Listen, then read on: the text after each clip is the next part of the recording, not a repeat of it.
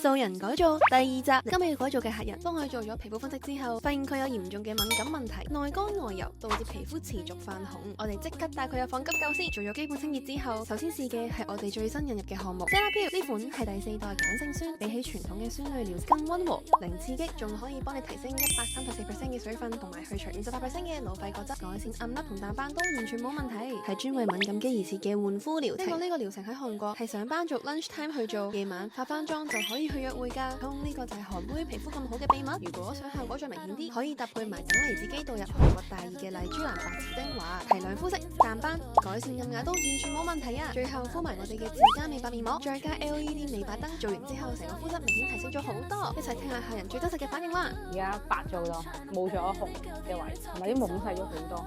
呢度呢個位同埋呢個位最誇張。今次呢個素人改造企劃，你覺得成唔成功呢？如果你都想免費接受大改造，快啲喺 comment 度留低你嘅皮膚問題啦！嚟緊我哋每逢禮拜日都會更新呢一個最新嘅素人改造計劃。如果你中意呢個系列嘅話，快啲 follow我哋啦！